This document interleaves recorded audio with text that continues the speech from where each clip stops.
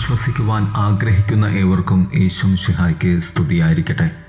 തിരുസഭാ മാതാവ് ഇന്ന് നമുക്ക് നൽകുന്ന വചനധ്യാനം യോഹന്നാന്റെ സുവിശേഷം 20-ാം അധ്യായം 24 മുതൽ 29 വരെയുള്ള വാക്യങ്ങളാണ്. ദിദിമോസ് എന്നറിയപ്പെടുന്ന തോമസ് യേശുനാഥൻ വന്നപ്പോൾ അവരോടുകൂടെ ഇല്ലായിരുന്നു. അവൻ കാർക്കശ്യത്തോടെ കർത്താവിനെ കാണണമെന്നും അവൻ്റെ മുറിവുകളിൽ കൈയിടണമെന്നും വാശി പിടിക്കുന്നതുമാണ് സുവിശേഷം.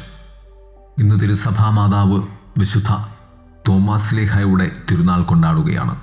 ഏവർക്കും ഈ തിരുനാളിൻ്റെ അനുഗ്രഹാശംസകൾ നേരുന്നു. ഒന്നാമതായി, യേശു വന്നപ്പോൾ തോമസ് അവരോടൊപ്പം ഇല്ലായിരുന്നു. ഞങ്ങൾ കർത്താവിനെ കണ്ടു. തോമസിൻ്റെ അഭാവത്തിൽ തോമസിന് ലഭിക്കാത്ത അനുഗ്രഹം അവിടെ ഉണ്ടായിരുന്നവർക്ക് ലഭിച്ചു എന്നതാണ് പരമപ്രധാനമായ കാര്യം.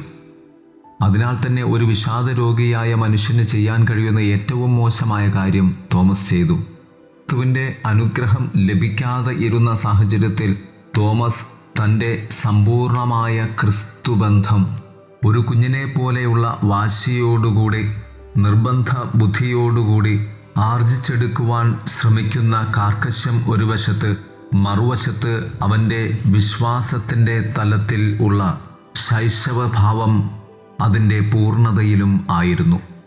തോമസ് തെളിവുകൾക്കായി അങ്ങേയറ്റം ആവശ്യപ്പെട്ടു. കാഴ്ച മാത്രമല്ല, സ്പർശനവും. യേശുവിൻ്റെ ഒന്നിലധികം മുറിവുകൾ ആവർത്തിച്ച് തൊട്ട് അറിയുവാനുള്ള ഒരു തെളിവ് അവൻ നിർബന്ധതയോടുകൂടി ആഗ്രഹിച്ചു.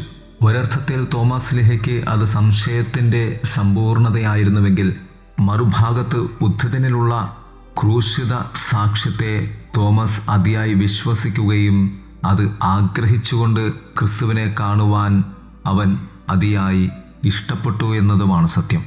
തോമസിൻ്റെ അവിശ്വാസം ശക്തമായിരുന്നു, പക്ഷേ സത്യസന്ധമായി അവൻ സംസാരിച്ചു. അതാണ് അവനിൽ ഉണ്ടായിരുന്ന നിഷ്കളങ്കത. വിശ്വസിക്കാത്തപ്പോൾ വിശ്വസിച്ചതായി നടിക്കാൻ വിസമ്മതിച്ചതാണ് അവൻ്റെ സത്യസന്ധത. അതാണ് അവനിലുള്ള നിഷ്കളങ്കതയും. ഒരാഴ്ചയ്ക്ക് ശേഷം സംശയാസ്പദമായ തോമസിനോട് യേശു സംസാരിക്കുന്നു. യേശുനാഥൻ കടന്നുവന്ന് തോമസ് ആഗ്രഹിച്ച തെളിവുകൾ തോമസിന് നൽകിക്കൊണ്ട്, നീ അല്പവിശ്വാസിയാകാതെ സംശയിക്കാതെ വിശ്വാസിയായിരിക്കുക, വിശ്വാസത്തിൻ്റെ സാക്ഷിയാവുക എന്ന് കർത്താവ് അവനെ വിളിച്ചുകൊണ്ട് ക്ഷണിക്കുകയാണ്. ഒന്ന്, തോമസിൻ്റെ സംശയത്തെ ക്രിസ്തുനാഥൻ തൻ്റെ മുറിവുകളാൽ സാന്നിധ്യത്താൽ ദൂരീകരിക്കുന്നു. 2, തോമസിനെ വിശ്വാസത്തിൻ്റെ സാക്ഷിയാകുവാൻ ക്ഷണിക്കുന്നു. 3, സുവിശേഷവൽക്കരണത്തിനു വേണ്ടി തോമാശ്ലീഹായെ കർത്താവ് ഒരുക്കുന്നു. ഇവിടെ സംഭവിക്കുന്നത്, തോമസിന് കർത്താവിനോടുള്ള സ്നേഹം പാരമ്യത്തിലേക്ക് വിശ്വാസത്തിൻ്റെ സ്പർശനത്താൽ ഉയരുവാൻ ഇടവരുന്നു. ക്രിസ്തുവിന് തോമസിനോടുള്ള സ്നേഹത്തെ പ്രതി തോമസ് ആഗ്രഹിച്ച തൻ്റെ പൂർണ്ണതയിൽ നിവർത്തിച്ചു കൊടുക്കുവാൻ നിർബന്ധിതമായ സാഹചര്യമുണ്ടാകുന്നു. ഇവിടെ തോമസിൻ്റെ ഒരു നിഷ്കളങ്ക ഭാവമുണ്ടെങ്കിലും കർത്താവ് നിഷ്കളങ്കതയെക്കാളും കൂടുതൽ വിശ്വാസത്തെ വിലമതിക്കുന്നു. കർത്താവ് പറഞ്ഞു, അവിശ്വാസിയാകാതെ വിശ്വാസിയായിരിക്കുക, കാരണം നിനക്ക് വലിയ ഒരു ദൗത്യമിതാ ഞാൻ നിശ്ചയിച്ചിരിക്കുന്നു. 3, തോമസ് വിശ്വാസത്തിൽ പ്രതികരിക്കുന്നു. എൻ്റെ കർത്താവേ, എൻ്റെ ദൈവമേ. യേശു അവനോട് പറഞ്ഞു, തോമസേ, നീ എന്നെ കണ്ടതുകൊണ്ട് വിശ്വസിച്ചു. കാണാതെ വിശ്വസിക്കുന്നവർ ഭാഗ്യവാന്മാർ. തോമസിൻ്റെ ഈ വിശ്വാസ പ്രഖ്യാപനത്തിൻ്റെ ചില കാമ്പുകൾ ഇവയൊക്കെയാണ്.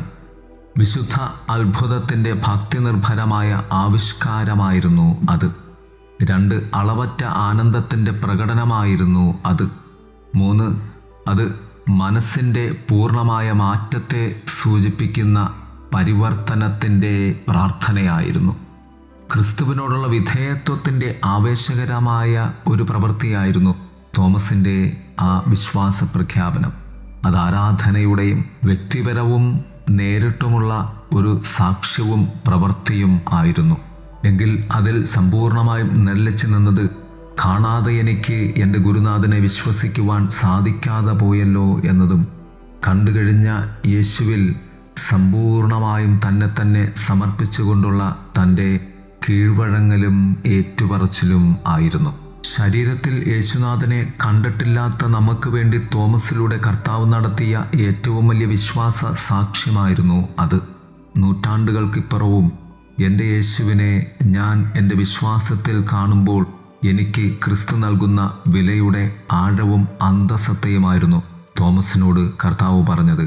കാണാതെ വിശ്വസിക്കുന്നവർ ഭാഗ്യവാന്മാർ എന്ന്. തോമസ് ശ്ലീഹ അന്ന് സംശയിക്കുവാൻ കാരണം ഇന്ന് ഞാൻ സമ്പൂർണമായും എൻ്റെ കർത്താവിനെ വിശ്വസിക്കുവാൻ വേണ്ടി കൂടിയായിരുന്നു എന്നത് വലിയ ഒരു സത്യം. ദൈവാനുഗ്രഹം അതിൻ്റെ സമ്പൂർണതയിൽ നമ്മിൽ നിലനിൽക്കുവാൻ ആത്മീയമായ ചോദ്യങ്ങൾ, ബുദ്ധിപരമായ സംശയങ്ങൾ അധികം ദൈവത്തോട് നാം ആരായാതിരിക്കുന്നതാണ് നമ്മുടെ ആത്മീയ ജീവിതത്തിൻ്റെ ഏറ്റവും വലിയ ശക്തിയായി മാറുന്നത്. നിന്റെ ബുദ്ധിപരമായ ചോദ്യങ്ങൾക്കും ചിന്തകൾക്കും മുന്നിൽ, നിന്റെ ഭൗതികതയ്ക്ക് മുന്നിൽ നിന്നെ നിശബ്ദനാക്കിക്കൊണ്ട് വിശ്വാസത്തിൻ്റെ ഹൃദയം തുറന്ന് ദൈവത്തിൻ്റെ മുൻപിൽ നമുക്ക് നമ്രശിരസ്കരായിരിക്കാം.